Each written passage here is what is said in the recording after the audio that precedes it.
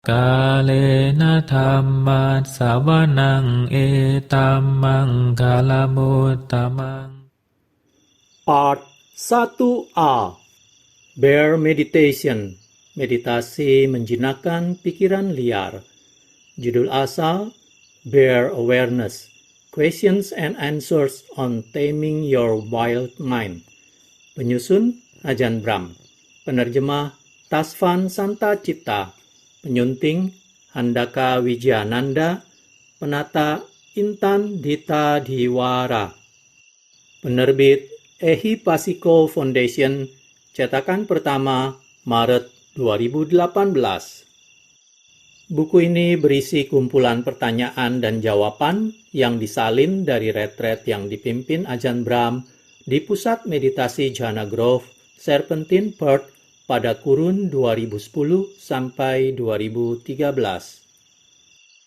Senarai isi, prakata, catatan para penyunting. 1. Pendekatan meditasi ala Hahayana. 2. Penyadaran beruang. 3. Menanti pantat tak sakit. 4.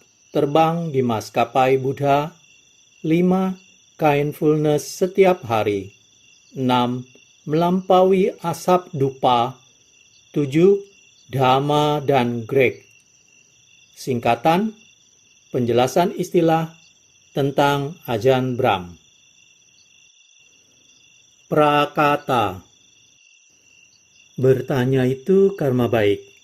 Dalam khotbah singkat mengenai karma, Majjhima Nikaya 135, seorang murid bertanya kepada Buddha, mengapa sebagian orang kaya, tetapi yang lain harus kerja banting tulang dan masih saja berjuang untuk bertahan hidup?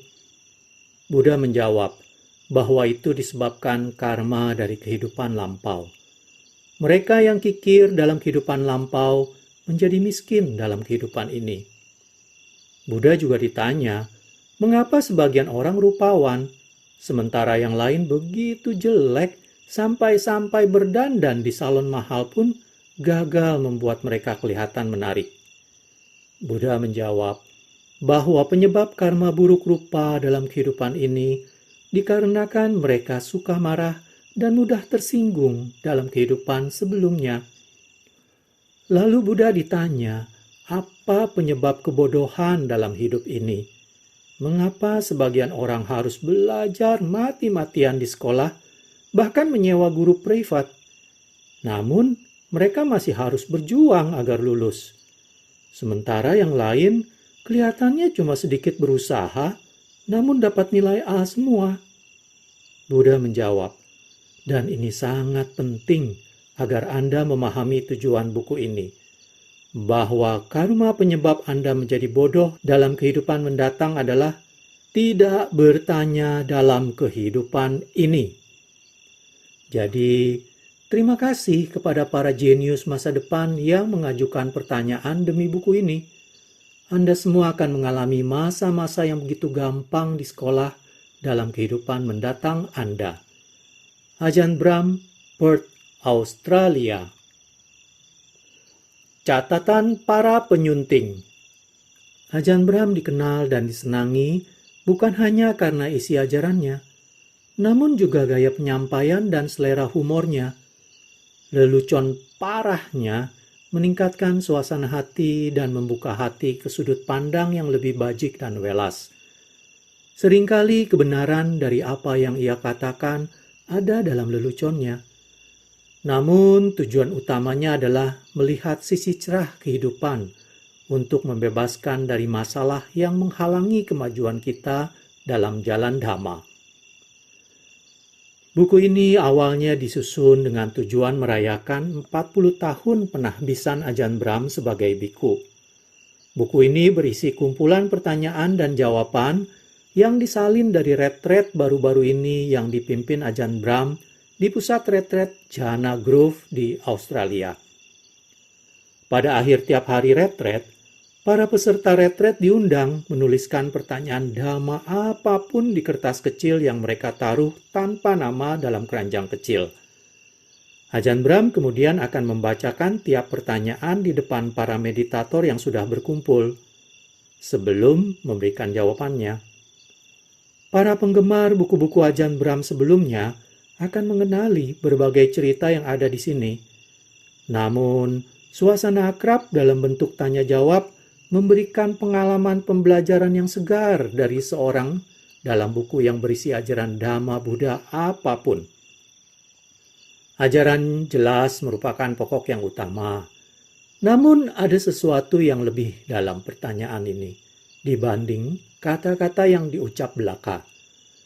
Dalam mengumpulkan dan menyunting naskah ini, kami menyadari bahwa banyak suasana indah Jhana Grove, berbagi kasih sayang dan humor dalam komunitasnya, dan bahkan kesan lebih halus lainnya dalam forum tanya jawab kelompok itu yang hilang dalam penyalinan kata-kata semata. Pada pertemuan malam hari, ketika matahari terbenam, cahaya warna-warninya menembus pepohonan eukaliptus. Kita dapat mendengar suara kekeh tawa burung kokabura. Keheningan hutan semak Australia selaras dengan keheningan para pendengarnya. Keheningan batin seperti ini bisa bermanfaat bagi para pembaca, makin meningkatkan pengalaman meresapi buku ini, sehingga kami menganjurkan Anda membayangkan hadir dalam aula itu bersama Ajahn Brahm, setelah melewatkan seharian itu bermeditasi, dan bayangkan Ajahn Brahm menyampaikan hal ini kepada Anda secara pribadi. Bagi yang tidak begitu kenal dengan banyak istilah bahasa Pali yang hadir di seluruh pembelajaran ajaran Buddhisme Theravada atau kata-kata yang bukan bahasa Indonesia maupun nama-namanya, semuanya dijelaskan pada akhir buku ini. 1. Pendekatan meditasi ala Hahayana. Kenapa kita harus santai? Apa itu metta? Saya ini pemula. Ini pertanyaan yang bagus sekali. Siapapun yang menulis pertanyaan ini pasti sangat baik hati dan rupawan. Anda pasti sudah dekat dengan kecerahan. Cara saya memperlakukan Anda ini disebut metta. Metta adalah cinta kasih. Metta adalah kepedulian, kewelasan, penerimaan, dan penghormatan. Ketika Anda memiliki metta terhadap seseorang, Anda menghargainya. Anda baik terhadapnya, Anda tidak langsung menghakiminya. Meskipun ia tidur sampai mengorok keras pada tengah malam. Jika Anda memiliki cinta kasih terhadap orang lain, mereka tidak lagi menjadi masalah. Dengan cinta kasih terhadap diri sendiri, Anda tidak lagi menjadi masalah bagi diri sendiri. Dan saat Anda memiliki cinta kasih terhadap setiap momen, metta yang indah pada momen kini, Anda sedang di jalan tol menuju kecerahan. Jalannya menjadi begitu mudah. Salah satu alasan mengapa orang tidak tentram adalah karena mereka tidak cukup bajik terhadap batin mereka sendiri. Dengan metta, Anda memberi diri sendiri istirahat. Anda tidak memaksakan diri sendiri. Anda melihat badan dan batin Anda sebagai teman baik. Lalu Anda bekerja bersama-sama dengannya secara bajik dan welas. Dalam buku saya, Si Cacing dan Kotoran Kesayangannya, saya menjelaskan bahwa metta adalah kemampuan untuk membuka pintu hati Anda. Entah apapun yang Anda alami, tak peduli apa yang terjadi. Metta adalah niat baik yang indah, tanpa syarat. Misalnya, Anda mungkin malas dan merasa bahwa Anda perlu dihukum. Itu bukanlah metta. Berbaik hatilah kepada diri Anda, bahkan saat Anda malas, lalai, atau melanggar aturan retret dengan mengudap biskuit pada sore hari. Apapun yang Anda lakukan, berikan pemaafan kepada diri Anda. Sedangkan mengenai orang lain, tidak masalah jika mereka membuat segala macam suara mengganggu saat Anda sedang meditasi. Semoga mereka juga bahagia dan sejahtera. Sensasi metta yang indah ini tidak bergantung pada apa yang orang telah lakukan atau yang telah Anda perbuat. Berikanlah metta kepada setiap momen. Dengan kata lain, bersikaplah bajiklah kepada diri Anda sendiri setiap saat, tanpa peduli bagaimana momen itu terasa dan bagaimana Anda mengalaminya. Apakah Anda sedang lamban, gelisah, atau frustasi? Dengan kata lain, berikan niat baik kepada setiap momen. Bagaimana cara saya meningkatkan metta? Meditasi metta adalah cara untuk membangkitkan niat baik dengan disengaja. Kita belajar cara mengenalinya dan cara mengembangkannya lebih lanjut.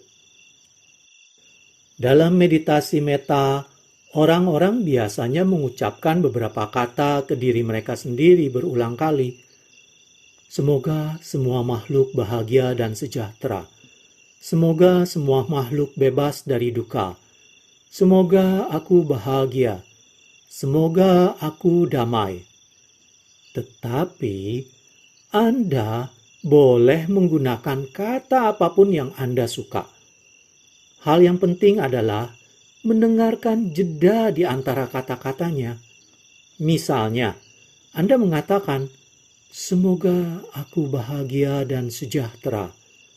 Lalu Anda berhenti sejenak untuk memberikan kesempatan kata-kata itu untuk bekerja.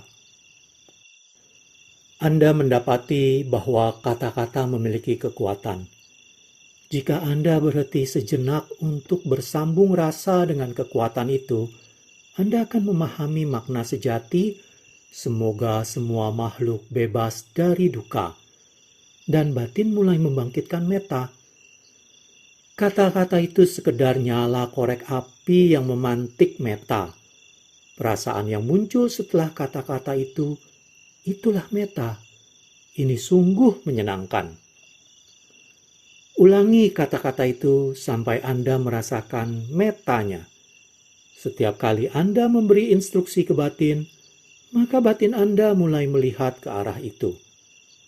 Kata-kata itu menunjukkan batin ke arah metta. Saat batin Anda dipenuhi metta, Anda tidak lagi memerlukan kata-kata. Anda telah mengikuti papan penunjuk jalannya dan mencapai tujuannya. Anda tiba di metta. Jika Anda benar-benar menumbuhkan perasaan itu, menjadi akrab dan nyaman dengannya, metta menjadi sangat berdaya. Anda bisa membawanya sepanjang jalan sampai ke keadaan meditatif yang mendalam. Jadi, naiklah ke kata-kata itu sampai Anda merasakannya. Bagaimana jika saya mengatakan, damai, damai, damai? Apakah Anda merasakan kedamaian? Apakah Anda mengalami maknanya? Begitu Anda memahami apa maknanya, begitu Anda mengalami kedamaian dalam batin, Anda tak perlu lagi mengucap kata-katanya. Hanya saat pengalamannya memudar, barulah Anda mengucap kata-kata itu lagi.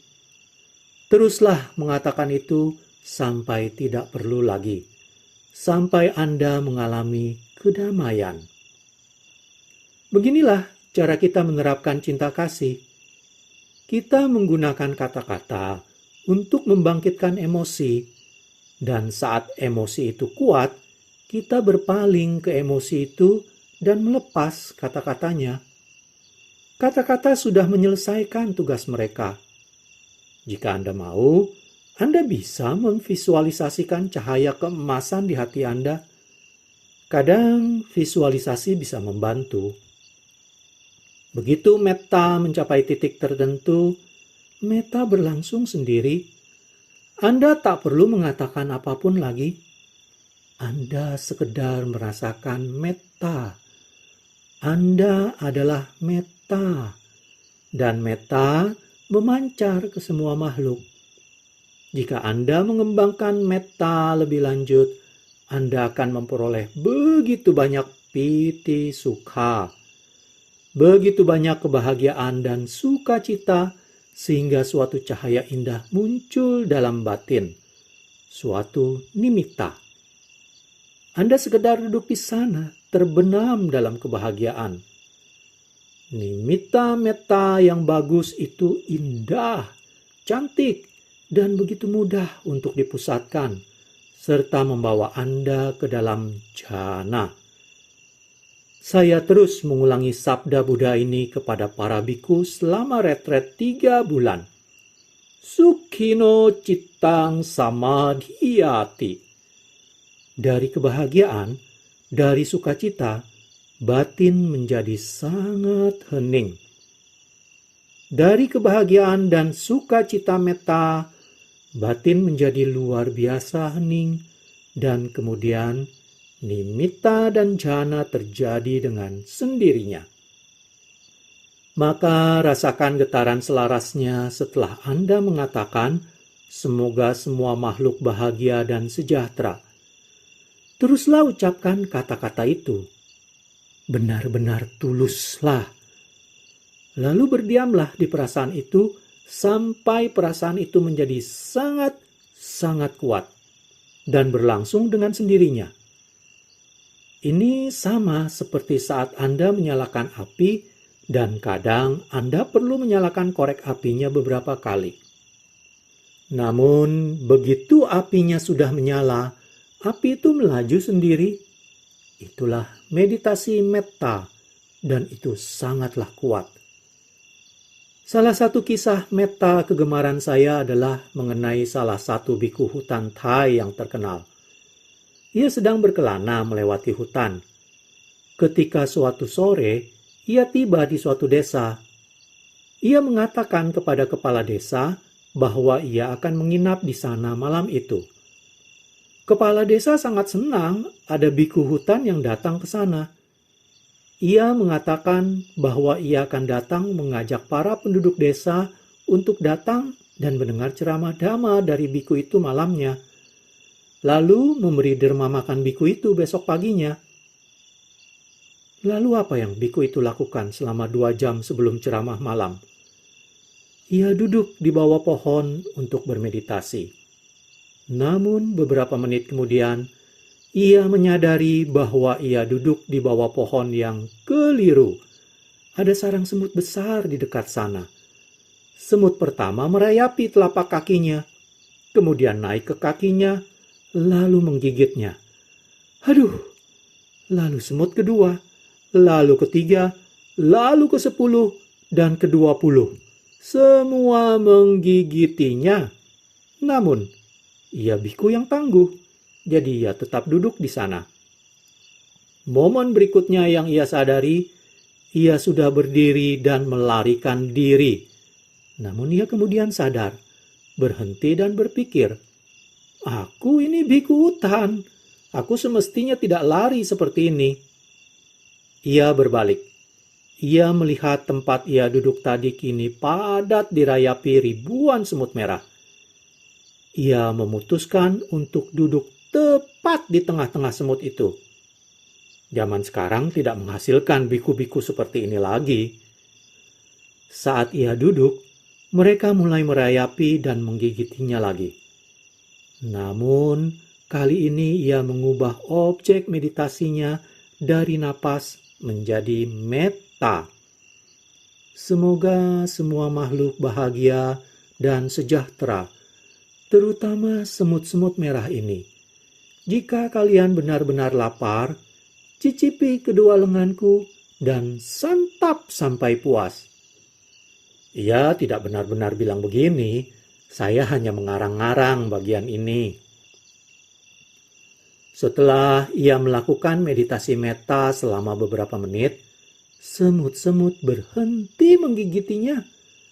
Mereka masih merayapi dan mengusiknya, namun mereka telah berhenti menggigit. Beberapa menit kemudian, ia mengalami sensasi mengagumkan ini. alih-alih merayap naik, semut-semut itu merayap turun, sampai semut terakhir meninggalkan telapak kakinya. Yang dilakukannya hanya memberikan cinta kasih kepada semua makhluk. Itu adalah meditasi mendalam yang mengagumkan. Setelah 2 jam berlalu, ia mendengar penduduk desa datang. Namun mereka mengeluarkan suara-suara aneh, seolah-olah mereka menari. Ia membatin, adat di desa ini aneh. Ketika mereka datang mengunjungi biku, mereka menari sepanjang jalan. Ia kemudian menyadari mengapa mereka menari. Mereka digigiti semut merah.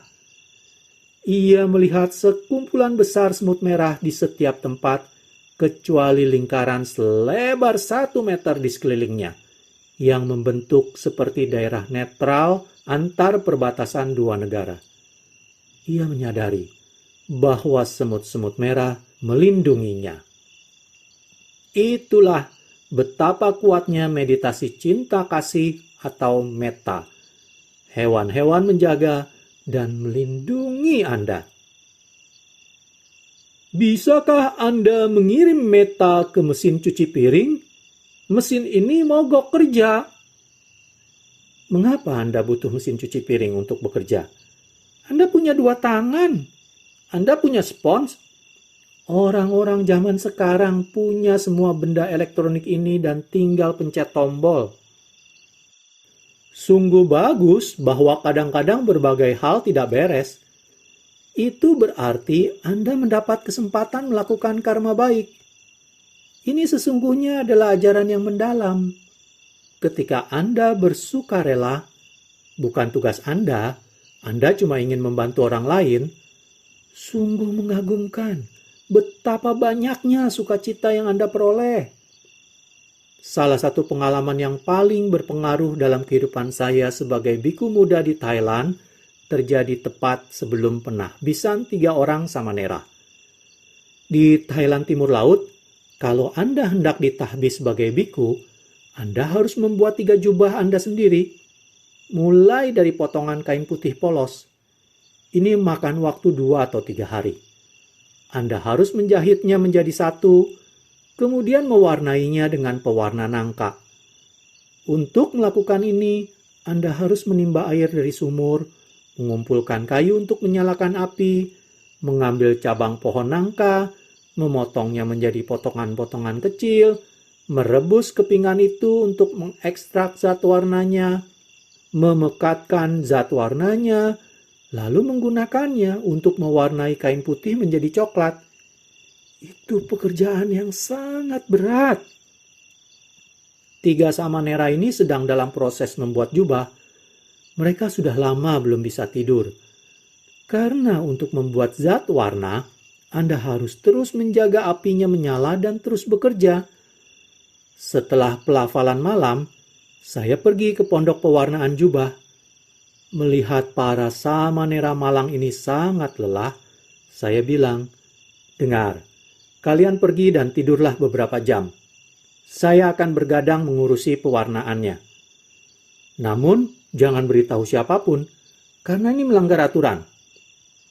Mereka pergi tidur, dan saya mengurusi kuali zat pewarna itu sepanjang malam. Pada pukul 3 pagi, lonceng berbunyi. 3 Samanera itu muncul dan melanjutkan pewarnaan. Sementara saya pergi untuk melakukan pelafalan pagi dan meditasi. Suasana batin saya terang dan cerah, dan saya tidak mengantuk sama sekali. Saya penuh energi. Kemudian, ketika menyambut derma, saya bertanya kepada biku senior, "Ini benar-benar aneh. Saya belum tidur semalaman, namun saya punya semua energi menakjubkan ini, dan saya tak lelah sama sekali. Saya tak merasa mengantuk dan lembam sedikit pun. Kenapa begitu?" Ia berkata, "Ini karena kamu membuat karma baik, karena kamu membantu orang lain. Kamu mengorbankan tidurmu demi orang lain. Hasilnya, kamu memperoleh energi istimewa." Saya memanfaatkan pelajaran ini sepanjang kehidupan monastik saya. Apapun kesempatan yang saya miliki untuk membuat karma baik, meski saya sedang tak memerlukannya, meskipun saya biku senior, saya melakukannya. Mengapa? Karena sukacita dan energi yang saya peroleh dari itu. Jadi tidaklah masalah giliran siapa mencuci piring. Tetapi, minggir, aku akan melakukannya. Dibanding sekedar melakukan tugas Anda, jauh lebih menyenangkan saat Anda mau memberi, ketika Anda mau menolong, dan Anda memperoleh jauh lebih banyak energi dengan cara ini. Sehingga justru mesin cuci piring rusak menjadi berkah agung. Ini memberi Anda lebih banyak kesempatan membuat jasa, berbuat karma baik. Hebat sekali. Keindahan dan napas. Bisakah Anda jelaskan bagaimana cara menjadikan napas indah? Bagaimana bisa sampai ke perhatian sinambung pada napas yang alami dan diresapi kedamaian? Untuk mencapai perhatian sinambung yang indah pada napas, cobalah mencondong pada yang indah-indah. Saat Anda pergi keluar, lihatlah bunga-bunga indah, bukan laba-labanya. Lihatlah langit yang indah, namun jangan rasakan dinginnya. Apapun itu, cukup condonglah pada keindahan dalam hidup.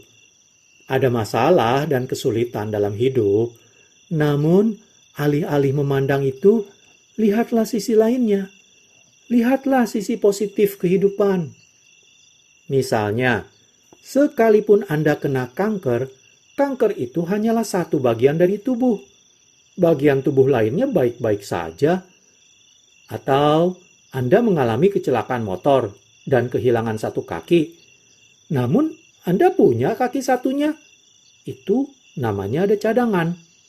Apapun yang terjadi dalam kehidupan, selalu ada hal baik untuk kita pusatkan. Keindahan selalu ada di sana jika Anda mencarinya. Akan tetapi, sebagian orang begitu negatif, sehingga mereka bisa melihat kesalahan dalam apapun. Bagi mereka, bahkan pusat retret yang indah ini payah. Siangnya terlalu panas, bantal meditasinya terlalu keras. Ketika tidak ada jadwal, mereka ingin lebih banyak pengaturan. Ketika kita memang ada acara, terlalu ketat. Apapun yang terjadi, orang selalu saja bisa menemukan sesuatu untuk dikeluhkan. Jika Anda melihat hal-hal dengan cara seperti itu, Anda tak akan pernah sampai ke napas yang indah. Alih-alih, misalnya Anda sedang retret, renungi betapa mengagumkannya sekedar hadir di sini, mengamati napas dan tak ada hal lain untuk dikerjakan di seluruh dunia ini. Jika Anda tak punya apapun untuk dikerjakan, selain bersama dengan badan dan batin ini, bukankah itu sukacita? Saat Anda berpikir seperti itu, pencerapan terhadap yang indah muncul secara alami sepanjang hari. Dan saat itu, mudah untuk memperoleh napas yang indah.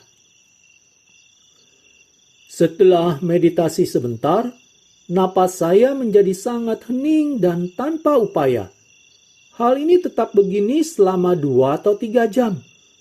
Tolong cerahkan saya mengenai ini. Berdiamlah seperti itu selama beberapa jam lagi, dan Anda akan mencerahkan diri Anda sendiri.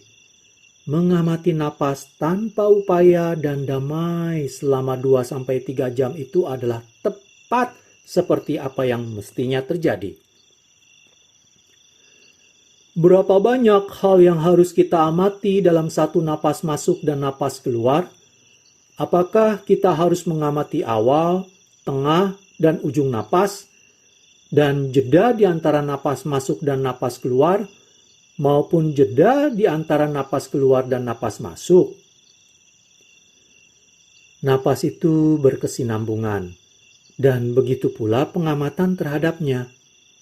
Anda tidak sekedar mengamati awal, tengah, dan akhir napas. Itu hanya 3 titik. Mungkin ada ribuan titik untuk diamati dalam tiap napas. Pejamkan mata Anda dan amati satu napas aja.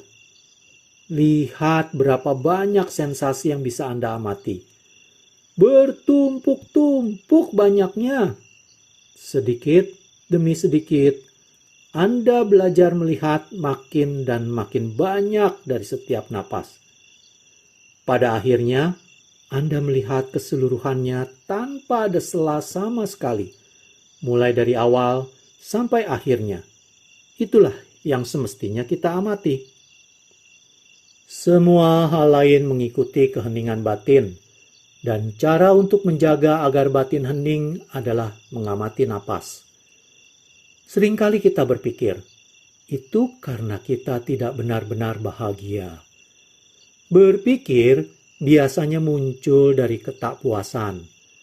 Jika Anda benar-benar bahagia, damai, dan segalanya baik-baik saja, Anda tidak mau terusik oleh pikiran. Buat apa Anda mau menodai kebahagiaan Anda dengan berpikir? Saat Anda benar-benar bahagia, pikiran melenyap begitu saja. Dan itulah caranya batin menjadi hening.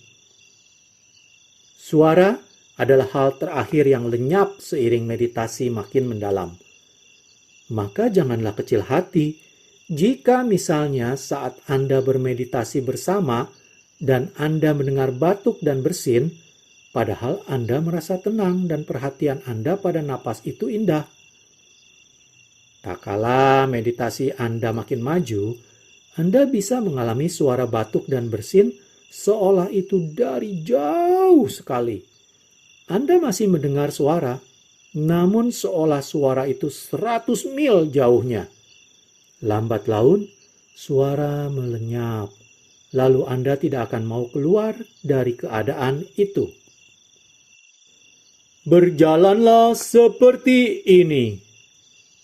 Jika saya tidak nyaman menjalani meditasi napas, apa saya perlu belajar meditasi jalan? Bisakah Anda menjelaskan cara melakukan meditasi jalan? Meditasi jalan bisa menjadi alternatif meditasi napas. Ada begitu banyak tempat Anda bisa melakukan meditasi jalan. Di pusat retret ini, kita punya jalan setapak, atau Anda bisa masuk ke hutan. Pilih jalan yang tidak terlalu panjang atau pendek. Gunakan jalur yang lurus, jangan yang melingkar. Berjalanlah secara biasa, mulailah di awal jalur dan tempatkan tatapan Anda 2 meter di hadapan Anda. Kurang lebih, Anda tak perlu mengambil pita pengukur. Dengan cara ini, Anda bisa melihat apa yang ada di depan Anda dan merasa cukup aman bahwa Anda tidak akan masuk jurang atau menginjak apapun. Kemudian, Anda cukup berjalan biasa. Saat Anda berjalan, jangan berpikir mengenai masa depan atau masa lalu. Hentikan semua urusan pikir memikir ini. Jangan peduli mengenai bursa saham atau sepak bola atau apa yang terjadi di rumah. Alih-alih, curahkan penyadaran penuh Anda pada sensasi di kaki dan tungkai Anda saat mereka bergerak. Ketahuilah kaki kiri saat kaki kiri bergerak. Ketahuilah kaki kanan. Pertama-tama, masuklah ke dalam momen kini. Kedua, diamlah. Ketiga, taruh perhatian Anda ke kaki manapun yang bergerak. Keempat, penyadaran penuh, yang berarti dari awal sekali kaki kiri bergerak sampai akhir sekali kaki kiri bergerak. Dan kemudian, dari awal sekali kaki kanan bergerak sampai akhir sekali kaki kanan bergerak. Bagian kaki mana yang meninggalkan permukaan tanah lebih dahulu? Bagian mana yang meninggalkan permukaan terakhir? Begitu kaki lepas landas, apakah kaki langsung ke atas? Apakah kaki ke depan sedikit? Apa gerakannya saat melintasi udara? Rasakan segala sensasi yang memberitahu Anda apa yang telapak kaki Anda lakukan. Bagian mana yang bertemu permukaan lebih dahulu? Bagaimana rasanya saat kaki Anda bertemu permadani atau lantai kayu? Apa rasanya sensasi itu? Rasakan itu sepenuh mungkin. Apa bagian terakhir telapak kaki Anda yang mendarat? Kemudian rasakan bobot tubuh Anda saat bobot berpindah ke kaki itu. Sekedar berjalan, Anda mengalami semua sensasi menakjubkan ini. Anda tidak memaksakan cara berjalan. Berjalan sajalah dengan alami. Seperti penumpang yang mengamati semua perasaan menakjubkan pada kaki Anda saat kedua kaki itu membawa Anda serta. Ketika Anda mencapai akhir jalur, berhenti dan rasakan semua sensasi membalikan badan. Manfaat memusatkan pada sensasi tubuh adalah Anda menjadi tidak bisa terlalu banyak berpikir mengenai mereka. Anda tak bisa mengobrol banyak mengenai sensasi saat telapak kaki bertemu permukaan. Ini menjaga Anda tetap ada pada momen kini. Tak lama kemudian, Anda menjadi sangat hening dan damai karena perasaan menjadi membahagiakan dan menyerap perhatian Anda. Keuntungan lain meditasi jalan adalah Anda tidak perlu cemas mengalami nyeri lutut atau punggung yang sering orang alami ketika duduk. Anda bergerak, dan itu terasa sangat nyaman bagi badan Anda. Lakukan meditasi jalan selama Anda merasa bahagia. Jadilah sedamai dan semendalam mungkin. Anda bisa menjadi sangat damai dalam meditasi jalan. Ini adalah petunjuk yang sangat sederhana. Dalam meditasi tidak ada yang rumit. Sebagian orang lebih suka meditasi jalan daripada meditasi duduk. Itu salah satu alasan kami punya 3 aula besar meditasi di pusat retret ini. Untuk mendorong orang melakukannya. Jadi, lakukanlah uji coba meditasi jalan. Kadang saat Anda menjadi damai dengan meditasi jalan, itu akan meningkatkan meditasi duduk Anda. Meditasi duduk menjadi lebih mendalam. Manfaatkanlah itu. Baiklah, saya hentikan video part 1A sampai di sini. Pada video part 1B, saya masih tetap membacakan bagian 1, pendekatan meditasi ala Hahayana, dengan memulai pada pertanyaan selanjutnya, yaitu ketika saya sampai pada tembok dalam meditasi jalan, saya merasa terusik dan mengalami terhentinya proses jalan yang mulus. Bagaimana saya bisa mengatasi ini? Tentu saya belum bisa berjalan menembus tembok. Demikianlah, terima kasih. Kalena dhammat savanang etammang kalamutamang